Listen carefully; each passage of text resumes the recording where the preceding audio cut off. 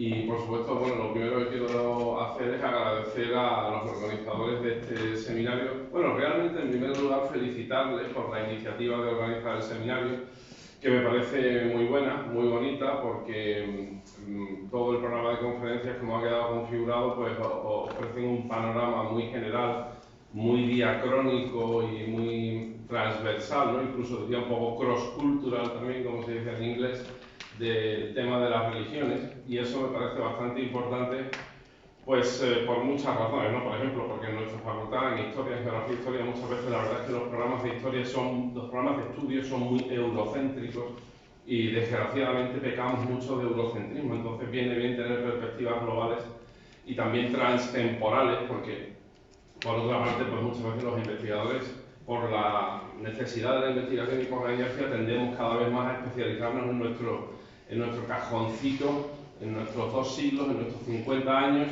o en nuestro periodo calcolítico temprano, y entonces no salimos de ahí, ¿no? Entonces este tipo de seminarios, este tipo de iniciativas, pues me parece que son muy valiosas para realmente ver las cosas con más perspectiva y facilitar un poco de debate y de intercambio de experiencias y de conocimiento con una perspectiva más generosa y más amplia.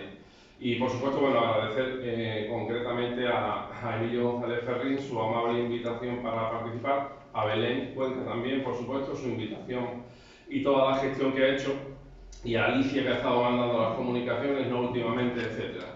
Así que bueno, para mí es un placer colaborar y participar en este seminario. Si no les importa, yo me voy a sentar, porque hablo más cómodo y así tengo también la pantalla más cerca.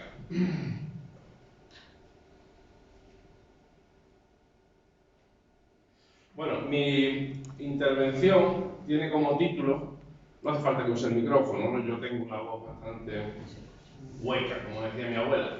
La cosmovisión de las sociedades neolíticas mediterráneas e ibéricas en su contexto social. De lo que me dicen Emilio y Belén, entiendo que ustedes no son especialistas en prehistoria ni en neolítico, así que yo lo que he preparado es una presentación de carácter general para intentar trasladarles lo que creo que son los principios generales o los principios fundamentales de esa cosmovisión del periodo neolítico en esta región, en el Mediterráneo y en Iberia, que me parece que tiene bastante interés desde el punto de vista de una historia de las religiones, tanto del Mediterráneo como incluso a nivel mundial, porque realmente el Neolítico es un periodo de carácter muy fundador para la forma de vida que se ha conocido en muchas regiones del planeta en los últimos 10.000 años, ¿no? Y muchas de las características de nuestra forma de vida, incluso actual, y nuestra forma incluso de pensar y de actuar socialmente, sobre todo, tienen mucho que ver con la gran transformación que para la vida humana supuso la neolitización, el proceso por el cual pues, el ser humano deja de vivir una vida nómada, cazadora y recolectora, y empieza a vivir una vida sedentaria y basada en la agricultura y la ganadería. Una vida básicamente de granjeros, vamos a decir, ¿no? Los cambios entre eso, o sea, la significación de ese cambio es extraordinaria y quizás desde el punto de vista social es la transformación más importante que ha experimentado la sociedad humana desde que los seres humanos aparecimos en este planeta, ¿no? Y nos empezamos a colonizar todo el planeta. Es una evolución social, no una evolución biológica, aunque ha tenido implicaciones también desde el punto de vista biológico, muchas. Por ejemplo, esto que nos está pasando estas semanas y que vemos con tanta preocupación en los medios de comunicación del coronavirus y las enfermedades que saltan de animales, de especies de animales al ser humano. Esto en el Neolítico se comprueba que empieza a ocurrir con más frecuencia y empieza a tener algunas repercusiones, y hay enfermedades que se atribuyen directamente a la mayor proximidad y convivencia, ¿no? Estrechez de convivencia que se da entre los seres humanos y determinadas especies de animales a partir del Neolítico, cuando el ser humano empieza a estabular determinados tipos de animales y a criarlos, y la convivencia se hace muy estrecha, ¿no? Incluso en algunos casos los seres humanos están viviendo casi en las mismas estructuras, las mismas viviendas que algunos animales. Bueno, pues esa es un poco mi idea general con esta charla. Vamos a ver si pasa la diapositiva.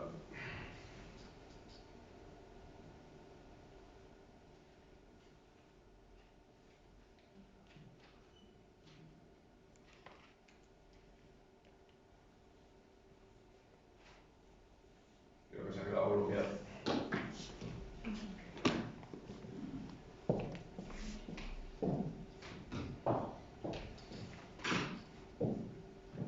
Le puedo dar el famoso control al suprimir.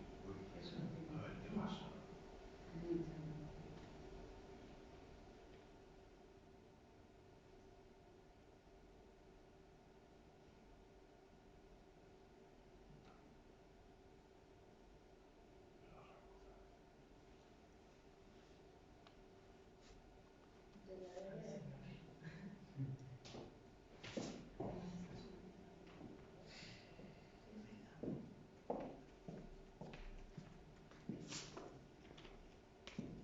Vale, pues para situarnos, iba a hacer una rápida presentación, muy rápida, del concepto del neolítico y lo que es el neolítico para situar la cosmovisión neolítica dentro de este contexto. Bueno, esto es, como les decía, un proceso muy trascendente que empieza hace 10.000 años. En los últimos 150 años de investigación hemos aprendido mucho sobre por qué ocurrió esto, por qué la especie humana, que llevaba prácticamente 2 millones de años viviendo una forma de vida itinerante, cazadores-recolectoras sobre todo, empieza a cambiar esa forma de vida y su modus operandi económico fundamental para asentarse y empezar a criar animales en cautividad, entre comillas, y utilizar plantas domesticadas. El por qué ocurre esto y el por qué ocurre donde ocurre, que ocurre solo en algunas regiones del planeta de una forma, digamos, prístina, ¿no? Pues ha sido tema de mucha investigación y ha sido tema de mucho debate entre los prehistoriadores que se especializan en este periodo.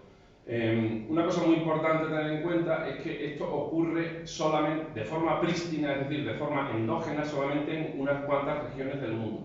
Ocurre a comienzos del Holoceno, que es un periodo, el periodo geológico en el que estábamos hasta hace muy poco, cuando los geólogos han determinado que hemos pasado al Antropoceno, que es un periodo distinto donde la huella, ¿no? la asignatura, digamos, de la presencia humana en el planeta ya se percibe de manera geológica en los depósitos sedimentarios de la Tierra, pues en el Holoceno se produce un calentamiento suave, generalizado a nivel planetario, se dan otras condiciones ambientales y para ese momento en algunas regiones del mundo, además, la especie humana ha adquirido pues, unas características en cuanto a demografía y a organización que facilitan que ocurra esta transición a la forma de vida neolítica. Bueno, para lo que a nosotros nos interesa, el Mediterráneo, la región de referencia es el Próximo Oriente y concretamente una región que se encuentra fundamentalmente al sureste de Turquía, en los montes Zagros y en toda la región de Siria-Palestina, en lo que es actualmente pues, Israel, Palestina, Siria y el norte de Irak y parte de Irán. En toda esta región se empieza a producir hace 10.000 años este cambio y empiezan a aparecer aldeas sedentarias donde la gente pues, empieza a vivir de una manera, digamos, agrícola, ¿no? Agricultural, utilizando especies de plantas domesticadas cuyos ciclos de reproducción se controlan y utilizando animales domésticos cuyos ciclos también de reproducción el ser humano controla, empezando a hacer lo que de facto es una manipulación genética de especies, solo que una manipulación genética no basada en el ADN, sino una manipulación genética basada en la selección de los rasgos de las plantas y de los animales que más le interesa al ser humano. Pues, por ejemplo, las espigas de trigo, las que ofrezcan más granos de cereal, seleccionarlas para sembrar el año que viene, ¿no? Entonces, o los animales, ¿no? La vaca que dé más leche, pues coger esa para que se reproduzca más y tener así pues mayor producción de leche. Esto es una manipulación genética que venimos haciendo los seres humanos de los animales y de las plantas desde hace ya pues 10.000 años. Bueno, este proceso, obviamente, que es un proceso de una profunda trascendencia económica y social, démonos cuenta que a partir de este proceso el ser humano empieza a tener una capacidad importantísima, luego, desde el punto de vista histórico, que es la acumulación de recursos, la acumulación de excedentes. Las sociedades de cazadores y recolectores no acumulan recursos excedentes. Las sociedades neolíticas empiezan a hacerlo y eso cambia de una manera bastante drástica las reglas del juego social. Cuando existen grupos o personas o colectivos que empiezan a tener recursos disponibles, ahorros, si me lo permiten, para hacer otras cosas, pues empiezan a suceder una serie de cuestiones y una serie de procesos. Por ejemplo, la aparición de la monumentalidad va a ser uno de ellos.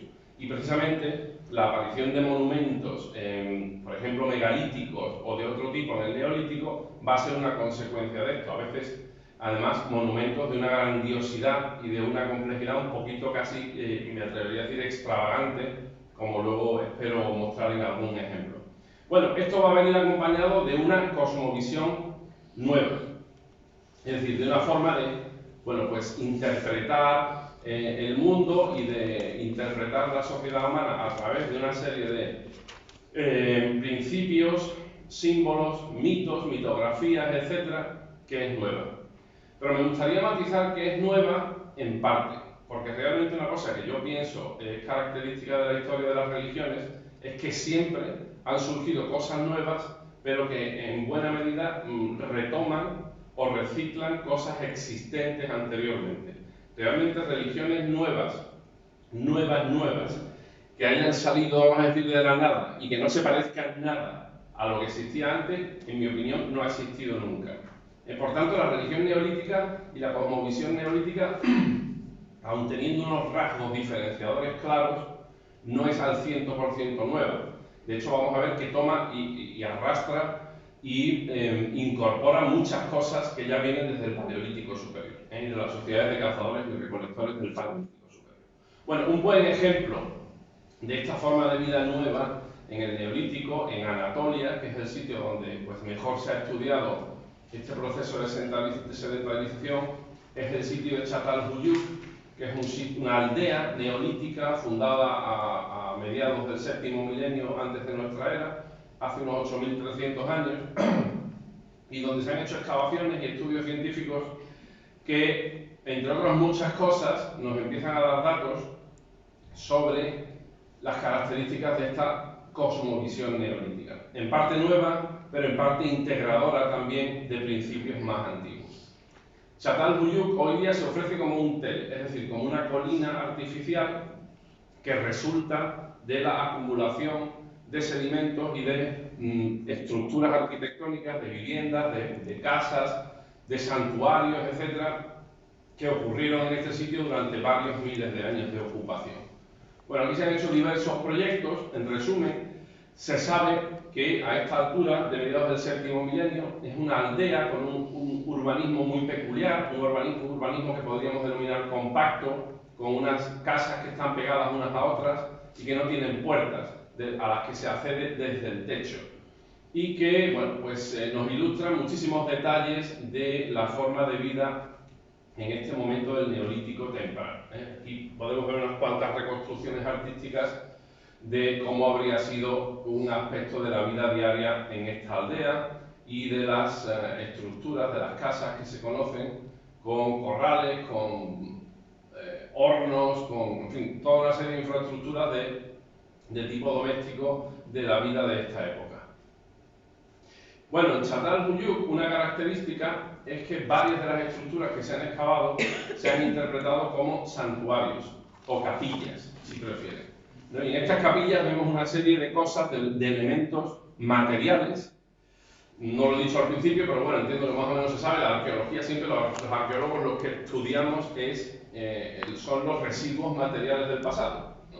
Si ustedes los filólogos se dedican a los textos, nosotros nos dedicamos a los restos materiales. Cualquier tipo de materialidad, sea la que sea literalmente, es parte del estudio arqueológico. Puede ser lo mismo una estatua magnífica de Trajano de Itálica, o puede ser un resto de madera muy humilde y muy poco monumental, entre comillas, o muy poco grandioso que se encuentra en un asentamiento y que nos puede servir para interpretar qué tipo de combustible usaban esta gente en su vida diaria, por ejemplo. No, bueno, pues en estas capillas se han encontrado elementos muy interesantes, como son, por ejemplo, pinturas murales.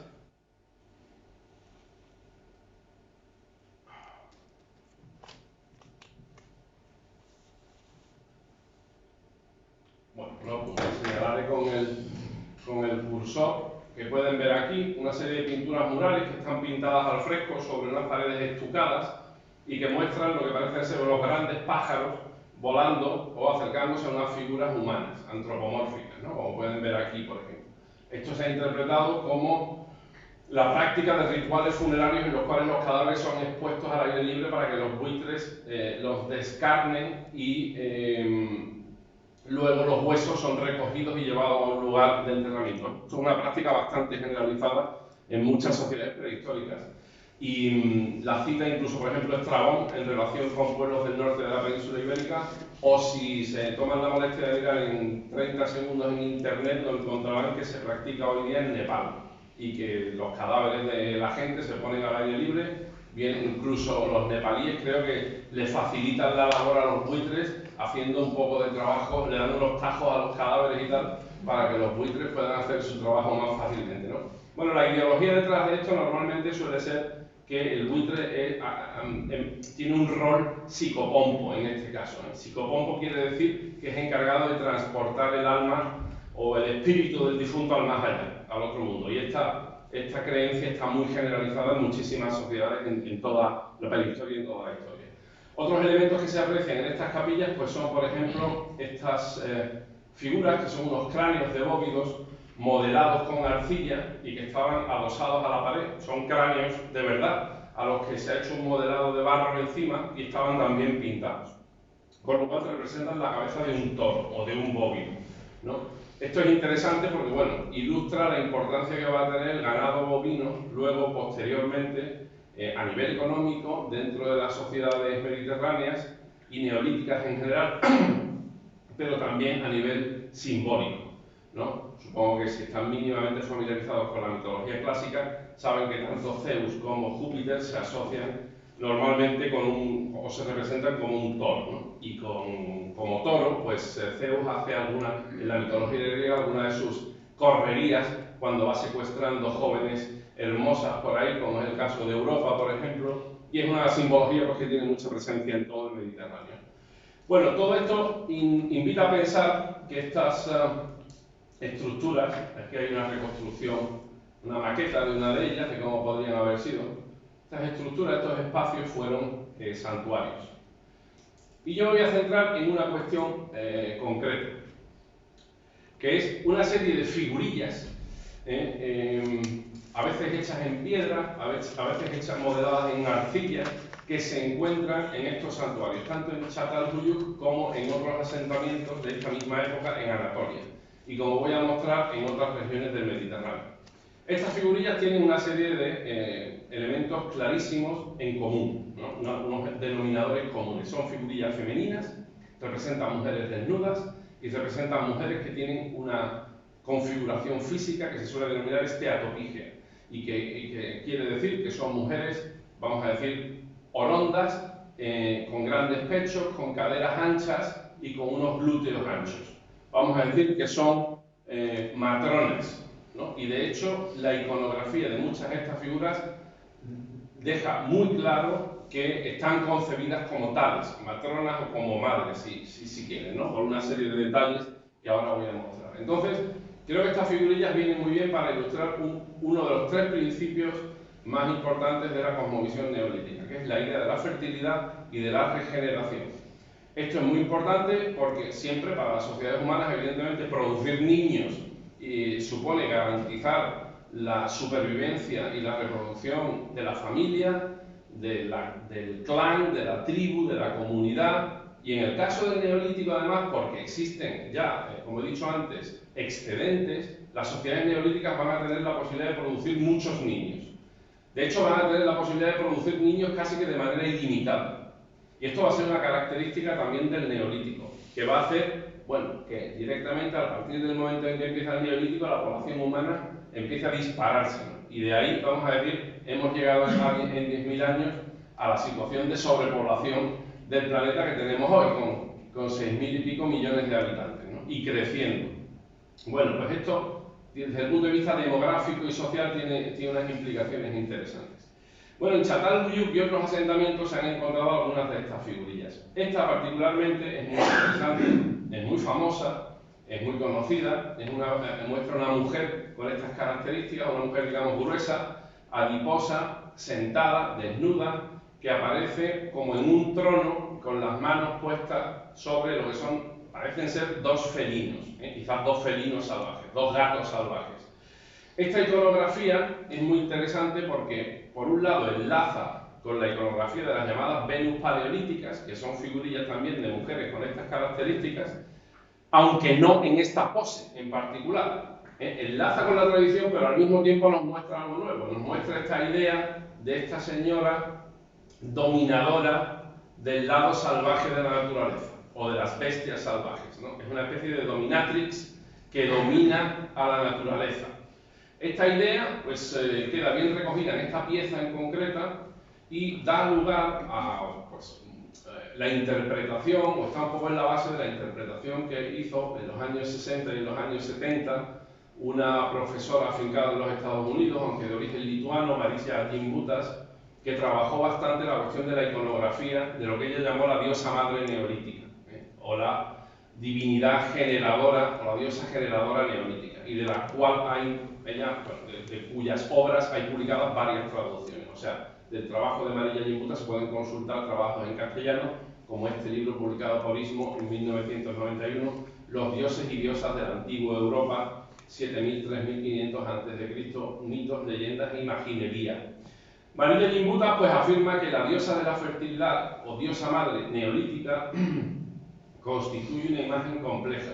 No es tan solo la diosa madre que controla la fertilidad o la señora de las bestias que gobierna la fecundidad de los animales y de la naturaleza salvaje, o la temida madre terrible, sino una imagen compuesta de elementos y trazos acumulados tanto de la era preagraria, es decir, del paleolítico, como de la era agraria, es decir, el neolítico. Por tanto, esta señora neolítica, insisto, retoma una tradición milenaria que viene del paleolítico, pero al mismo tiempo es transformada y es matizada con una serie de elementos nuevos que se acomodan mejor a la forma de vida y a las características de las sociedades en este periodo, en el neolítico, como sociedades sedentarias y como sociedades productoras. Bueno, podemos hacer un pequeño repaso rápido de algunas de estas figuras que suelen mostrar siempre el mismo canon. Esta es una hecha en arcilla de Acilar, también en Turquía, del sexto milenio. En algunos casos aparecen estas matronas con niños, como son unas figuras muy antiguas y están hechas en arcilla, pues no muy bien cocidas, algunas están bastante deterioradas y no son fáciles de ver así, digamos, a simple vista, pero las interpretaciones que se han hecho son, están bastante bien fundamentadas. Podemos ver distintos ejemplos de esta producción. Bueno, una característica que tienen algunas de estas figuras, y que es lo que realmente deja poca duda de cuál es el simbolismo que tienen, es que en algunos casos ciertas partes anatómicas son resaltadas, como podemos ver en esta figura. Los pezones de los pechos y el ombligo se han dejado huecos para rellenarlos con otra sustancia, que no se ha conservado en este caso. No se ha conservado porque seguramente es un material quizás perecedero, hecho con una sustancia con un compuesto de alguna cosa perecedera, o quizás porque se ha perdido, digamos, por erosión diferencial, ¿no? Esto ocurre bastante. Pero el hecho de que se remarquen esas partes anatómicas deja bastante claro que lo que los creadores de estas figuras quieren resaltar a los usuarios y a los espectadores de estas figuras es todo aquello que tiene que ver con la maternidad, la lactancia, los pezones y el ombligo como elemento de unión entre la madre y su hijo a través del cordón umbilical. Y esto se repite en bastantes figuras.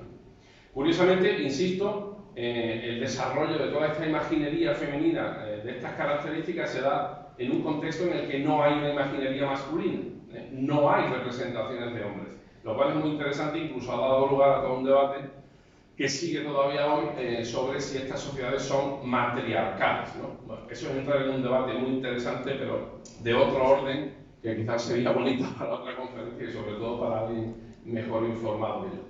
Bueno, esta característica se repite en otras figuras, como por ejemplo esta de Acilar, que está pintada, parece una mujer embarazada, y además está en un gesto muy característico de alguna de estas figuras que se va a repetir luego en la prehistoria reciente, que es el gesto de apretarse los pechos para producir leche, para sacarse leche. Este gesto se llama, esta pose o este gesto se llama pose nutricia. Y evidentemente también apunta en la misma dirección que esos otros rasgos que he mencionado. Los rasgos de resaltar visualmente y artísticamente los pezones y el ombligo. En este caso también, como pueden ver, el ombligo de esta figura pues está hueco porque ha debido tener algún elemento adicional. Esta es otra figura en pose nutricia que se ha encontrado hace muy poquito en Çatalhöyük, creo que hace apenas un par de años, y que realmente es extraordinario, porque es una figurilla en caliza blanca, pequeñita, pero como pueden ver, hermosísima y muy bien tallada, muy fina, y que representa todas estas características de las que estoy hablando. Bueno, esta tradición que se gesta y se conforma y se define en Anatolia, en la cuna del neolítico en el viejo mundo, ¿verdad? Luego se va a expandir en otras regiones de Europa y la vamos a ver en los Balcanes, en el Mediterráneo oriental, incluso en el Mediterráneo central. Conforme la forma de vida neolítica se expande, y se expande bastante rápido, en 3000 años la forma de vida neolítica se expandió prácticamente a toda Europa. Esto es un proceso pues muy interesante, donde los neolíticos de Anatolia pues poco a poco van aumentando su zona de expansión, y luego sus descendientes van haciendo lo mismo. Es lo que se llama un proceso de colonización o de migración inconsciente, ¿no? De manera que en 3000 años la forma de vida neolítica ha suplantado y ha sustituido a la forma de vida cazadora-recolectora ya en los rincones más alejados de Europa, en las Islas Británicas, por ejemplo, o incluso en la península ibérica o en Escandinavia. Cuidado, no es un proceso por el cual los agricultores neolíticos escandinavos cojan la carreta. Bueno, de hecho no pueden coger la carreta porque no se ha inventado la rueda todavía, pero digamos, cojan el camino y se vayan a Inglaterra. No es así. Es un proceso por el cual ellos van ampliando su radio de acción, porque entre otras cosas, por ejemplo, practican durante mucho tiempo una agricultura de tala y roza que exige ir ampliando el terreno de cultivo. Además no tienen una tecnología agrícola demasiado sofisticada, los suelos se agotan después de 10, 15, 20 años y tienen que irse a un sitio un poco más lejano, ¿no? 2, 3, 4, 5, 10 kilómetros más lejos.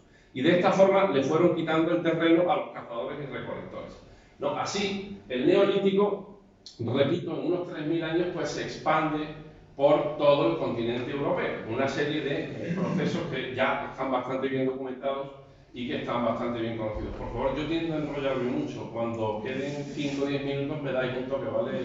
Veremos, me decís algo con la mano y así, porque tiendo a despistarme. Bueno, el caso entonces es que si nos trasladamos un poquito hacia el Mediterráneo occidental, desde Anatolia, un tiempo después, hace unos 6000 años, vemos el mismo concepto repetido, por ejemplo, en la isla de Malta, donde se da un fenómeno que cuando se inicia el periodo neolítico, y en este caso es que llegan unos colonizadores de fuera, llegan por barco evidentemente, se asientan en la isla y ahí empieza a darse una forma, digamos, de organización muy particular que incluye la construcción de unos templos megalíticos extraordinarios, pues vamos a ver un poco el mismo concepto de diosa matrona o de diosa madre, ¿no? Representado en figuras muy parecidas a las anatólicas, figuras anatólicas de 2000 años antes, ¿no? Vamos a decir. Se mantiene durante 2000 años, se mantiene la tradición de esta divinidad femenina, nutricia, maternal y creadora. Estos son fotos de algunos de los templos neolíticos de Malta. Y en estos templos se encuentran estas figurillas, representaciones, como digo, que son parecidas. Por supuesto, las personas que hicieron estas figurillas en Malta no tenían absolutamente ni idea de Anatolia ni de las figurillas de Anatolia. Ni de que 2000 años antes otras personas habían estado haciendo cosas parecidas en Anatolia. Es una tradición que de manera oral, verbal, se va transmitiendo de generación en generación y una serie de prácticas sociales que dan lugar a que esto ocurra, ¿no? O sea que es un mantenimiento. Bueno, pues Malta es muy rica en este tipo de representaciones femeninas, que, repito, en muchos casos pues tienen características parecidas. Las paso un poco rápido por miedo de extenderme demasiado. Quizás una de las más destacadas es esta pieza encontrada en el gran hipogeo funerario de Halsafieni, que es extraordinaria también por su belleza, me parece, a la que se conoce como la Sleeping Lady, ¿no? La bella durmiente o la dama durmiente, que es una figura de una mujer recostada sobre el hombro derecho y, como ven, pues con estas características también de caderas anchas, voluminosas, con pechos grandes, etc., ¿no? El mismo concepto. Bueno, este sería el primero, vamos a decir, de los elementos o principios de la cosmovisión neolítica, la idea de la reproducción, la fertilidad, la madre y la asociación que se hace entre la fertilidad humana y la fertilidad de la tierra, que es, por cierto, una cosa que existe en casi todas las sociedades prehistóricas y que es una constante, ¿no? Más o menos hay una concomitancia y una asociación muy estrecha entre la idea del ser humano que se reproduce y la tierra que se reproduce y da sus dones a través de las cosechas, a través de los animales, etc. Segundo elemento importante en la cosmovisión neolítica, pues como es lógico, el sol, la luz. En este sentido, el ser humano realmente es que estamos absolutamente condicionados para tener en el sol o en la luz del sol, la luz solar, un elemento vertebrador de nuestra existencia, ¿no? Por razones biológicas muy simples.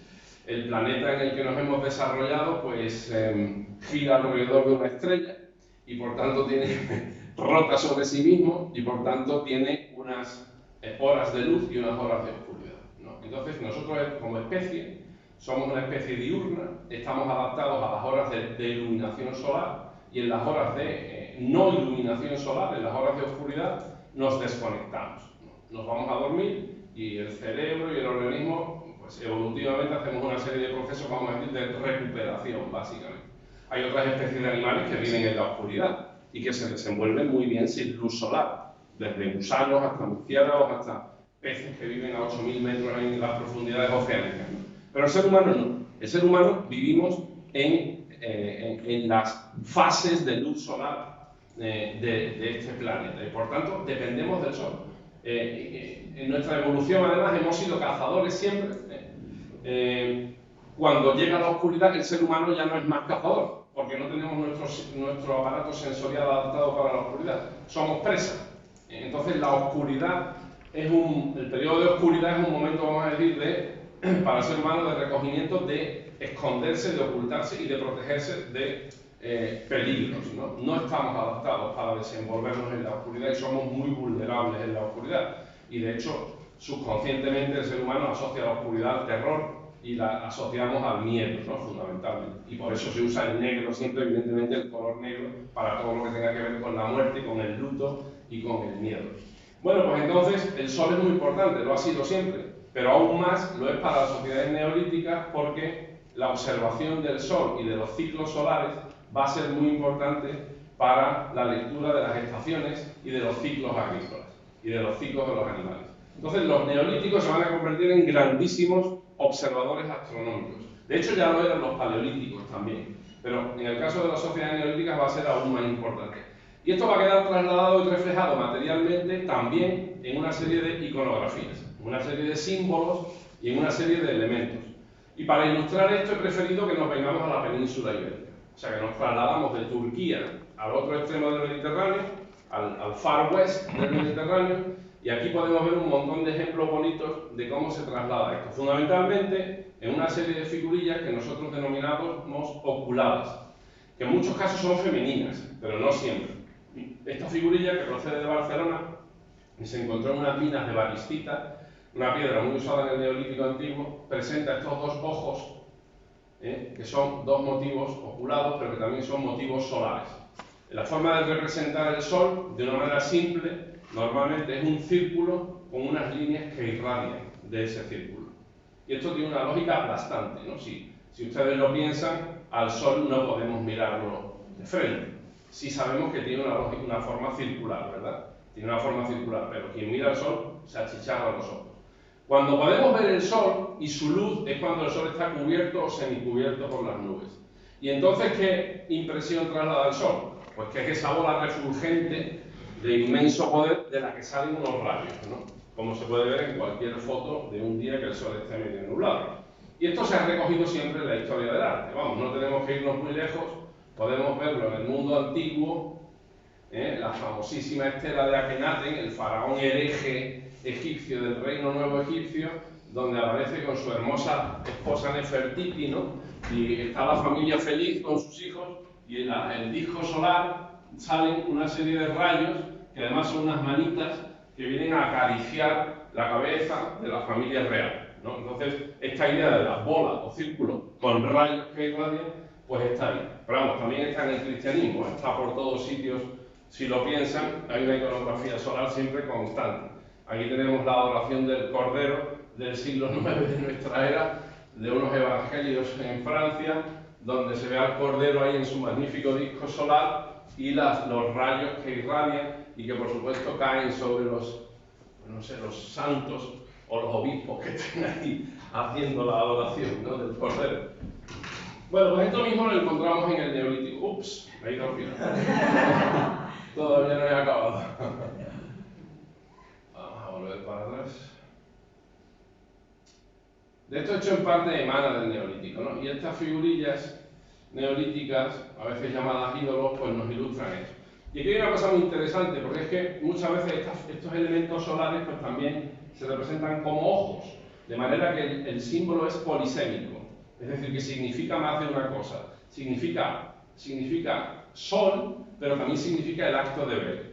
Y realmente, si lo piensan, es que están muy relacionados una cosa con la otra, porque para el ser humano ver es tan importante que realmente casi que comprender es ver, o viceversa, ver es comprender para el ser humano. No tenemos, es nuestro aparato sensorial principal, ¿no? Entonces, muchas veces estas figurillas no tienen boca, y eso es muy interesante, porque nos da claramente a entender que no son concebidas como personajes o como entidades que tengan una comunicación verbal o una comunicación oral. Por tanto, la idea del ojo-sol es una idea de la luz que ilumina y que abre la oscuridad, y eso es una metáfora del conocimiento y del acto de conocer. El acto de conocer también significa penetrar en una oscuridad, ¿no? De hecho, no sé si lo saben, pero la etimología de la palabra alumno quiere decir literalmente iluminado. El alumno es la persona que recibe la luz, y la recibe de alguien que le da la luz, ¿no? Entonces, existe esa metáfora siempre. Por tanto, aquí hay una intención muy clara de hacer una asociación entre la luz y el acto de conocer, pero un acto de conocer que seguramente es un acto de conocimiento esotérico, o sea, un conocimiento, vamos a decir, iniciático o un conocimiento especial, que pueden tener solamente algunas personas mediante procedimientos especiales, ¿no? Que bueno, también sabemos más o menos cuáles son, porque en las sociedades prehistóricas esto está bastante estudiado. Conocimiento esotérico pues se suele adquirir mediante trances propiciados por el consumo de sustancias psicotrópicas o por algún tipo de práctica que haga entrar a la mente en un estado de conciencia alterada. No sé, hay miles de formas de hacerlo. Han visto ustedes a los bailarines derviches estos, sufíes son, ¿no? Eso me lo podrá decir Emilio, seguro. Que se ponen a dar vueltas, ¿no? Pero esto es una práctica que está diseñada para entrar en trance y para adquirir un estado místico, ¿no? Propiciar un estado místico. Bueno, pues esa forma de estar en el estado místico y adquirir el conocimiento esotérico es una forma de ver. Y es una forma de ver que bueno, es profunda, ¿no? O es espiritual y es misteriosa. Bueno, pues esto lo vemos en las figurillas y en la imaginería calcolítica de la península ibérica de forma reiterativa. Una de las piezas más bonitas donde esto ha quedado reflejado en el Neolítico de la península ibérica es una pieza calcolítica del periodo que viene después del Neolítico, la Edad del Cobre, que se encontró precisamente aquí, en Sevilla, en el gran asentamiento calcolítico de Valencina de la Concepción, Castilleja de Guzmán.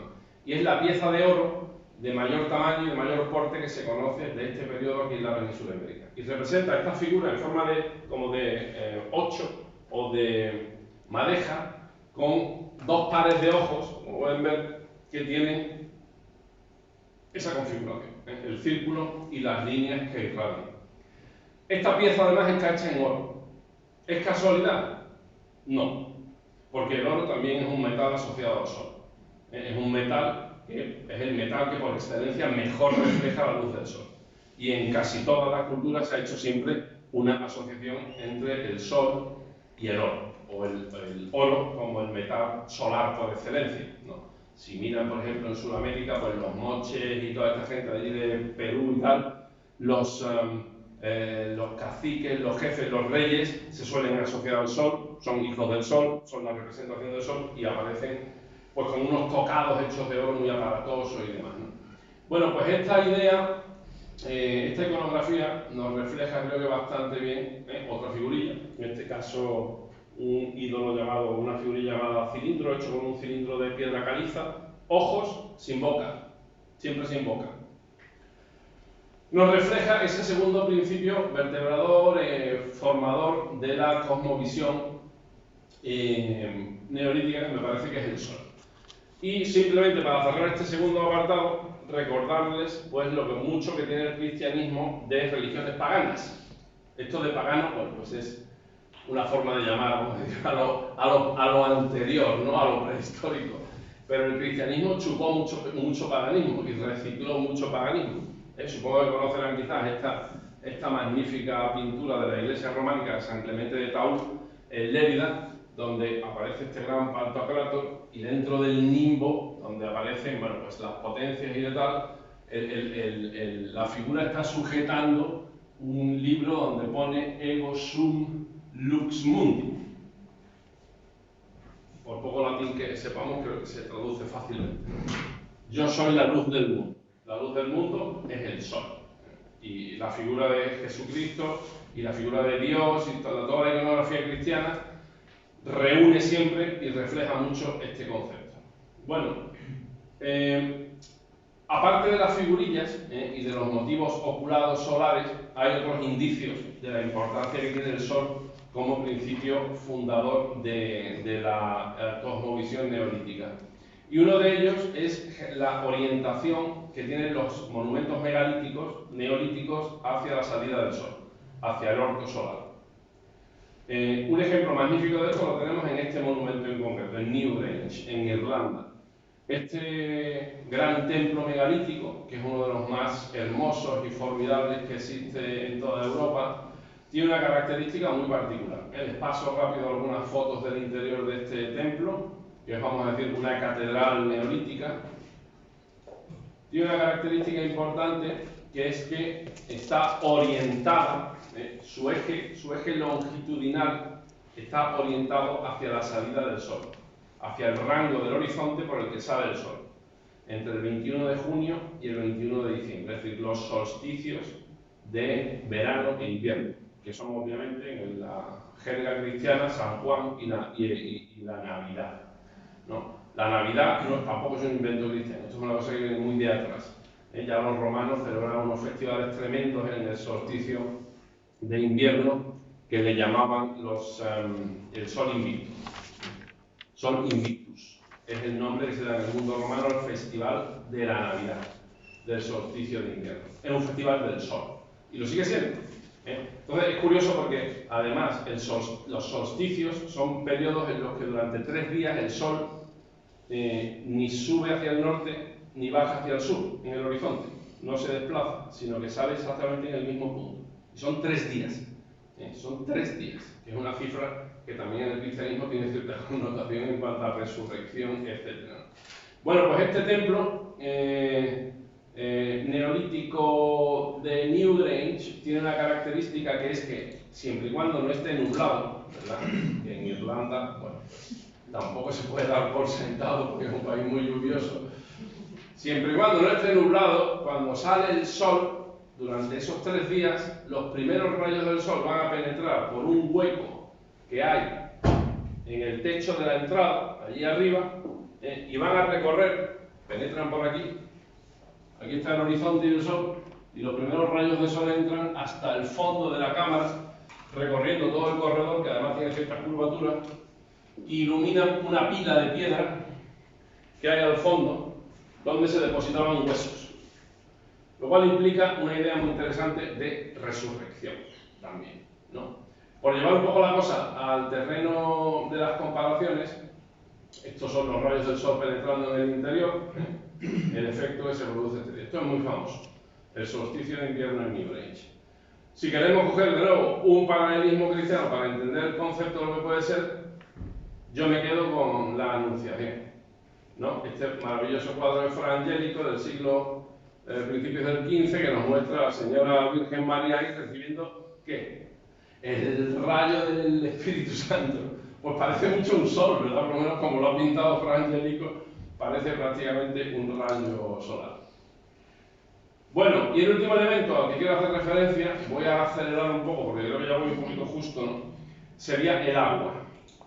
Bueno, y esto me va a hacer conectar directamente con la investigación en la que vengo pues, participando y que vengo coordinando desde hace ya 15 años en los dólmenes de Antequera, un gran conjunto megalítico del neolítico de la península ibérica. En los dólmenes de Antequera, que fueron, como quizás sepan ustedes, declarados Patrimonio Mundial por UNESCO hace 4 años ahora, casi 4 años, pues tenemos un monumento excepcional que es el dolmen de Menga, que mutatis mutandi es un poquito el equivalente a lo que es Newgrange en el noroeste de Europa, en el suroeste de Europa, ¿no? Menga es el mayor templo megalítico y neolítico que conocemos en la península ibérica. Es un dolmen extraordinario por muchas razones. No voy a entrar en caracterizarlo y explicarlo con detalle porque no es mi idea y tampoco tengo tiempo, pero para que se hagan una idea, algunas de las piedras que se usaron para construir este templo pesan decenas de toneladas. De hecho, la cobija del fondo de la cámara pesa 150 toneladas. Es 150 toneladas, son 150.000 kilos, que equivale a 100 coches de tamaño medio puestos uno encima de otro. Es 100 coches. Y eso es una piedra solo, una piedra de 20 y tantas que tiene este dolmen. O sea, es una construcción extraordinaria que revela unos conocimientos de ingeniería, de geotecnia y de arquitectura que realmente son asombrosos. De hecho, por eso se ha declarado Patrimonio Mundial, ¿no? Porque revela, digamos, el genio creativo de las sociedades neolíticas y su capacidad artística y creativa, ¿no? Bueno, otro día puedo explicarlo con más tranquilidad o incluso si les apetece les acompaño a una visita guiada a Antequera, que siempre me gusta mucho hacerlo. Bueno, aparte de lo impresionante que es el dolmen de Menga, Menga tiene una característica también extraordinaria, que es que, según se descubrió en 2005, al fondo de su cámara hay un pozo de agua. Un pozo que es una estructura hidráulica extraordinaria también, de 20 metros de profundidad que llega al nivel freático. Cuando eso se descubrió en 2005, pues nos planteó un reto muy importante a los arqueólogos, ¿no? Que es interpretar ese pozo y qué significado tiene dentro de un templo como este. Evidentemente, el pozo que llega al nivel freático y produce agua y da acceso al agua tiene que tener algún significado con respecto a la construcción, ¿no? En su generalidad. Y en eso estamos un poco ahora, ¿no? Y en ese sentido, Antequera es un sitio muy interesante y muy particular, porque a la vez es un sitio donde encontrar agua potable y dulce es muy difícil, porque es un sitio donde hay gran cantidad de agua salobre. La geología de Antequera es tal que hay muchos cursos de agua salada. De hecho, uno de los más famosos es la laguna de Fuente de Piedra, donde vienen a criar los flamencos rosas, y donde de hecho se ha explotado la sal durante mucho tiempo, desde la antigüedad y seguramente desde el neolítico también. Pero al mismo tiempo es un sitio donde existe un recurso de agua potable que es extraordinario, que es el nacimiento. Es un manantial, conocido así localmente, que es el nacimiento, que es una surgencia, ¿no? Una surgencia del Torcal de Antequera. El Torcal de Antequera es un paisaje natural, un paisaje kárstico que está a 6 kilómetros de Antequera y que se caracteriza por tener una serie de monumentos naturales. De hecho, está íntimamente relacionado con los dólmenes y con la cosmovisión neolítica. Por eso, en la declaración de UNESCO, los 3 grandes monumentos de Antequera, Menga, Villa del Romeral, están declarados junto con el Torcal de Antequera y la Peña de los Enamorados, que son 2 formaciones naturales que conforman un paisaje único, de cosas naturales y de cosas construidas, ¿no? Que además no se dan en ningún otro lugar del mundo. Bueno, aquí tienen esta foto ejemplo de, vamos a decir, dólmenes creados por la madre naturaleza. Estas son las formaciones que hay en el Karst de Antequera, que son, bueno, pues visitadas cada año por miles de personas que vienen a conocerlas, ¿no? Un karst básicamente es una forma macizo calizo que por sus características propicia pues que el agua cree unas formaciones subterráneas de muchísimo tipo, ¿no? Pozos, simas, quebradas, cuevas, etc. Bueno, en el caso del Dolmen de Menga lo que nos interesa es que en la base del Torcal de Antequera hay un acuífero gigantesco. Un acuífero es un depósito de agua subterránea, que en este caso además es una agua de extraordinaria calidad. Un agua de extraordinaria calidad que es la que beben hoy día todos los antequeranos, además. El acuífero del Torcal de Antequera hoy día abastece a los 50 y pico mil habitantes de la ciudad de Antequera. Bueno, pues el Dolmen de Menga está justo donde el agua que emana de esta surgencia en una gruta natural, aquí, en este manantial, llega a la vega de Antequera, que es donde está Antequera hoy y donde está el Dolmen de Menga y los dólmenes. O sea que hay una asociación muy interesante entre el agua del Torcal y la posición del Dolmen de Menga con su pozo. La pena, ¿no?, y el problema es que no sabemos realmente a ciencia cierta que el pozo del Dolmen de Menga sea neolítico, porque no hemos podido fecharlo hasta ahora con éxito.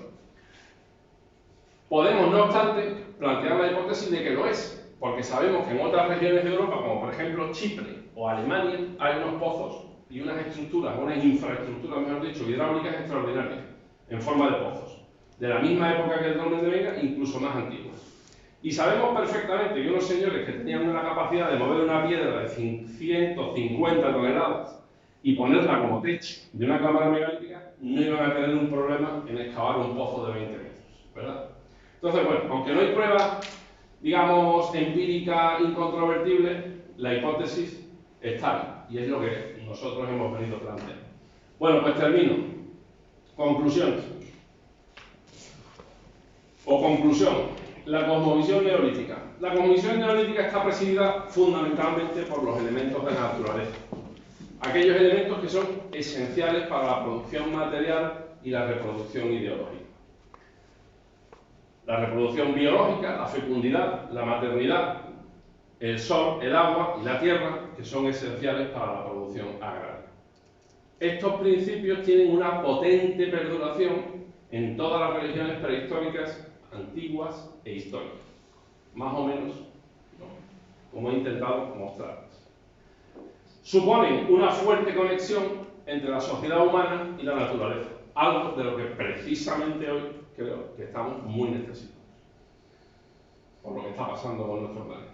Entonces, yo les animo a que, bueno, pues, piensen un poco en la forma de vida y en la cosmovisión neolítica como una alternativa a otras cosas. Muchísimas gracias.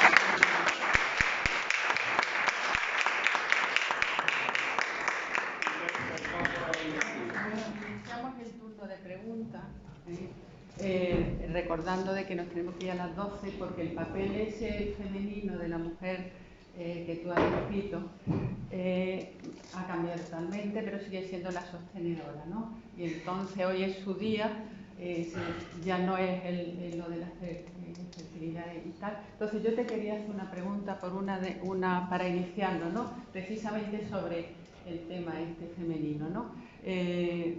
Por una parte siempre me ha llamado la atención de que ¿por qué eran tan gruesas? Tendrían que ser gruesas porque por lo que yo sé del resto arqueológico lo único que se ha conservado son huesos, ¿no? Y no se sabe nunca, aunque hagamos los dibujos, lo poquito que yo sé, pero ellas sí se sabían que eran gruesas. Yo me pregunto, porque la mujer siempre ha sido la que ha sostenido todo eso, que si en estas sociedades primitivas, cuando no la supervivencia, antes del paleolítico sería, ¿no?, cuando tan pequeñas, cuando la supervivencia dependía exclusivamente de ella, porque se morían con 23 años más o menos, entonces si estas mujeres estaban recluidas, se sobrealimentaban. Yo he oído eso de la carne. Siempre me he preguntado eso, si se sabe, si se ha estudiado. Bueno, no hay sé. una cosa muy clara, es que, como decía, esta tradición de la mujer esteatopígea procede del Paleolítico. Y en el Paleolítico ocurre una cosa, al contrario de lo que sucede hoy día, la acumulación de grasa corporal, que hoy día es vista como, vamos a decir, un gran problema, ¿no?, y porque tenemos el problema opuesto, ¿no? Si nos comparamos con los paleolíticos, nuestra forma de vida hoy es diametralmente opuesta. Hoy tenemos demasiada comida a nuestro alcance. tenemos toda la que queramos. Y además comida de un altísimo valor calórico. Tenemos toda la carne, todos los hidratos, todo el azúcar, todo lo que queramos lo tenemos ahí en el supermercado y a un precio asequible. En el Paleolítico superior y durante toda nuestra historia evolutiva, en el Paleolítico ha sido lo opuesto. El ser humano no tiene esa cantidad de comida a su alcance. Entonces, la grasa es un elemento, vamos a decir, que garantiza un poco la supervivencia, la grasa corporal, ¿no? El tejido adiposo. De hecho, en el caso concreto de las mujeres, es sabido desde el punto de vista médico que si una mujer adelgaza demasiado y su nivel de grasa corporal se reduce más allá de un límite, se le retira la menstruación. Es decir, hay una programación, si las mujeres anoréxicas, por ejemplo, se les retira la menstruación. No se van a poder quedar embarazadas. Entonces, digamos que hay un nivel a partir del cual el cerebro simplemente ha evolucionado para decir, desconectado el potencial reproductor en el caso de un nivel de grasa corporal por debajo de tal límite. Entonces, podemos decir que desde el Paleolítico superior hay esta idea de celebrar la adiposidad porque es una garantía de reproducción y porque, bueno, pues le va a dar a una madre la posibilidad de criar a su hijo o muchos hijos, ¿no? Y eso se retoma en el Neolítico. Curiosamente, después del Neolítico, estas mismas figuras femeninas que van a seguir existiendo se van adelgazando mucho. Y llegamos al mundo antiguo, donde tenemos muchísimas divinidades que son probablemente Trasunto, Gea, en fin, un montón de diosas del panteón clásico, ¿no? Ya no son representadas generalmente como estas mujeres obesas, adiposas, etc. O sea que esto es una tradición que yo pienso que la podemos achacar al Paleolítico superior. Pero efectivamente, como tú decías, desde el punto de vista antropológico, cuando nosotros estudiamos los restos humanos, no podemos saber cuál sería, en ese sentido, el peso de la persona. Podemos saber la estatura y un poco hacernos una idea de cómo de corpulenta es una persona, pero el peso concretamente no. Bueno, ¿tenemos alguna más pregunta? Sí, por favor. Una cosita nada más. He entendido que, por ejemplo, los de Valencina, los dólmenes de Valencina, no estarían con el eje, no estarían mirando hacia Oriente. Bueno, hay de los... ¿Por qué esa... ¿Cómo se interpreta esa...? Es una buena pregunta. De hecho, de los tres grandes monumentos megalíticos que hay en Valencia, Montelirio, La Pastora y Matarrubilla, los tres que conocemos a fecha de hoy, Montelirio sí tiene una orientación canónica, entre comillas, a la salida del sol. No, está orientado a la salida del sol perfectamente. Los que se salen de esa norma son La Pastora y Matarrubilla. Y el de Soto, por ejemplo, está orientado a la salida del sol. Mirando al sur, totalmente. Está mirando a la salida del sol, hasta donde yo sé. No tiene una orientación excepcional. Pero La Pastora y Matarrubilla sí, y eso es muy interesante porque son, digamos, excepciones que probablemente tienen que ver con algún tipo de reacción, digamos, reacción ideológica o simbólica a algún paradigma predominante, ¿no? Algún colectivo, algún grupo, el que construye o decide construir esos monumentos, pues plantea una cosa diferente, mutatis mutandis, si me permite un poco quizás una cosa como de herejía, ¿no? Casi, pues puede haber sido, como es el caso del faraón Akenatón, el faraón hereje, entre comillas, ¿no? Cuando pues, plantea una teoría diferente sobre el disco solar, etcétera, ¿no? En el Egipto del segundo milenio. Entonces, bueno, no sabemos las circunstancias concretas, pero por lo que vamos viendo, en el caso de Valencina, tanto La Pastora como Matarrubilla son posteriores en la biografía del sitio, en la historia del sitio, y seguramente obedecen a algunas circunstancias, ¿no? Concretas que tienen que ver con la organización social o incluso política, ¿no? A lo mejor algún desarrollo político dentro de esa competición, digamos, que se ve claramente que se va en este sitio entre grupos faccionales, entre clanes, entre familias, entre tribus, pues quizás lleva a que por alguna razón alguien plantee algo que se sale de la ortodoxia, algo que es heterodoxo. Hay sitios en Europa, no obstante, también me gustaría añadir, donde los dólmenes, en el caso de Irlanda, por ejemplo, hay una región de Irlanda donde los dólmenes están orientados a la puesta del sol, al ocaso del sol, no a la salida del sol. Pero vamos, como decía Michael Hosking, que es un arqueoastrónomo que ha hecho unos estudios muy completos sobre arqueoastronomía de monumentos megalíticos en todo el Mediterráneo occidental, la fracción de monumentos megalíticos que no están orientados a la salida del sol es de menos de un 5%. Y en muchos casos eso pueden ser por errores. En otros casos puede ser deliberado, por razones concretas, ¿no? Pero en algunos es un grupo muy minoritario. Vamos, la pauta está ahí. De hecho, esa pauta, bueno, lo encontramos en el mundo antiguo. Incluso Vitruvio recomienda que los templos de Apolo, por ejemplo, en el mundo antiguo, se orienten también a la salida del sol para que luego cuando salga el sol por la mañana, pues tenga los rayos del sol, le den a la cabeza del dios por detrás y bueno, pues así se realce más la gloria